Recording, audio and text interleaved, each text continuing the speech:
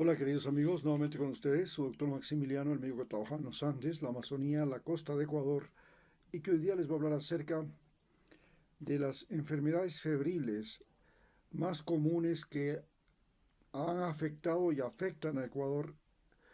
Y para eso empezaremos diciendo que el manejo de la fiebre ha tenido tres diferentes formas de interpretación y de manejo. Para la medicina occidental o medicina científica, la fiebre es el principal indicador de una infección. Estas infecciones pueden ser infecciones bacterianas, infecciones virales, pero también infecciones parasitarias. Desde las épocas de la colonia, la conquista española, la infección parasitaria que producía fiebre fue la malaria. Y en Ecuador se dieron dos tipos de malaria: la malaria por vivax y la malaria por falciparum. La malaria por vivax producía una fiebre pasando un día. La malaria por falciparum producía varios episodios de fiebre en un mismo día. La particularidad de esta fiebre es el escalofrío antes del episodio febril, luego la fiebre con copiosa sudoración y finalmente el periodo de ausencia de fiebre que desaparecía espontáneamente sin necesidad de medicamento, y en el caso del falciparum más o menos a las 3 o 4 horas se repetía el problema. Y en el caso del Vivax, pues un día parecía tranquilo, como si no hubiera pasado nada. Y luego al siguiente día o 2 días después venía nuevamente el episodio febril. De estas dos formas de fiebre parasitaria, la más grave indudablemente fue el falciparum, que producía especialmente en la provincia de Esmeraldas un paludismo cerebral, es decir, podía afectar al sistema nervioso central, al cerebro, y esto era mortal. Combatir al paludismo fue quizás la primera historia de la medicina ecuatoriana. Para el siglo XVI, en Loja, en la ciudad de Loja, en Malacatos, se produce el descubrimiento por parte de un sacerdote de que los indios utilizaban para la fiebre la corteza de un árbol llamado cascarilla, y este árbol luego dio origen a la denominada quinina. La quinina fue el primer medicamento en la historia de la humanidad de uso común, de uso global.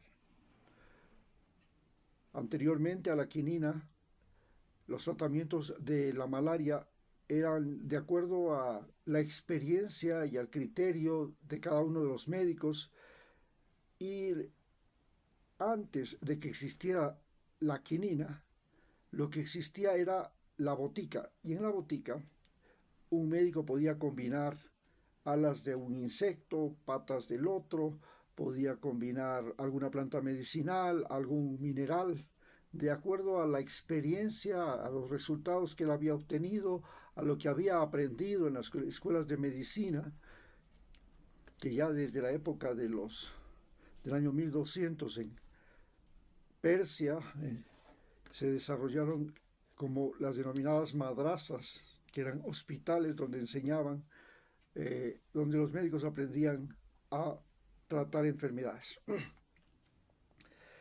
Pero la fiebre también podía ser una fiebre que se producía después del parto, la fiebre puerperal. La fiebre puerperal fue indudablemente la peor y más común causa de muerte de mujeres en el Ecuador y en todo el mundo, hasta el descubrimiento de los antibióticos. La fiebre puerperal se producía después del parto, en el puerperio, y eran infecciones que afectaban al útero y tenían una gravedad terrible, eran mortales. También era común la denominada fiebre de los 7 días, producida especialmente por el tétanos. La fiebre de los 7 días se producía por el gran problema de que había infecciones que se producían después del corte del cordón umbilical, y esto afectaba a los recién nacidos, produciendo gran mortandad en el país.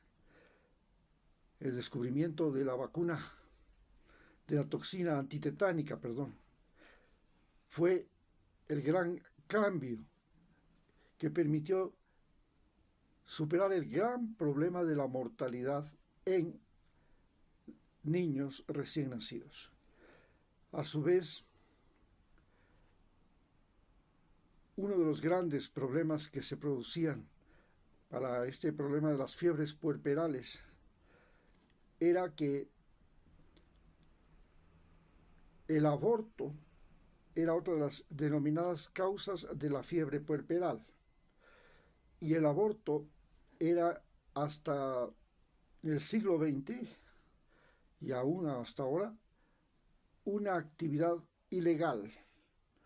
Y como al ser ilegal era practicado por parteras, y esta actividad ilegal a la que acudían muchas mujeres, sea porque eran adolescentes, sea porque no querían el hijo, sea porque el marido les obligaba, porque sospechaba o dudaba de que ese fuera su hijo, sea por lo que sea, por miles de razones, no faltaba alguna excusa para obligar o que las mujeres se auto-obliguen a abortar. Como consecuencia, el problema del aborto en Ecuador se convirtió en un problema masivo, generalizado, y aún en el siglo XXI, que ya está legalizado el aborto, sin embargo, existe todavía toda una serie de prejuicios, de recursos terapéuticos. El aborto se convirtió en uno de los más grandes negocios de los médicos obstetras y de las enfermeras obstetrices. Y en el aborto en Ecuador es lo más común del mundo. Se puede decir que hay más abortos que partos. Y gracias al cielo existen en este momento los antibióticos. Pero también tenemos las fiebres que se producen en los niños durante su primera etapa y en la infancia en general. Esto hizo que la medicina tradicional ecuatoriana no desapareciera, porque muchos de esas fiebres se les atribuía a enfermedades como el espanto, el mal aire y el mal ojo, especialmente al mal aire. ¿Y por qué el mal aire era tan importante y producía fiebre? Porque los indígenas se dieron cuenta que las enfermedades respiratorias que trajeron los españoles, como la influenza, que llegaron en los cerdos y en las gallinas a la América y que produjeron una devastación, fue una de las principales causas de muerte, inclusive con más muertos que la viruela o el sarampión, tenían una relación con el aire. Entonces se hablaba de mal aire, y entonces las enfermedades respiratorias, que también por lo común tienen fiebre, eran tratadas especialmente por curanderas y curanderos, y se les denominaba mal aire. Pero habían otras enfermedades que tenían afección al sistema nervioso, especialmente en los niños, y a estas enfermedades se les llamó espanto. Era cuando el niño al dormir se levantaba sobresaltado por el episodio febril, tenía alucinaciones, o las personas también tenían alucinaciones, y a esto se le denominó espanto. Y no faltaba el mal ojo. El mal ojo se le consideraba al hecho de que los indígenas ya entendían que existían enfermedades transmisibles, pero no entendían cómo se transmiten esas enfermedades y pensaban que era la mirada de las personas la que producía la enfermedad. Si alguien te veía mal, era posiblemente que te iba a dar mal ojo. Muchas gracias.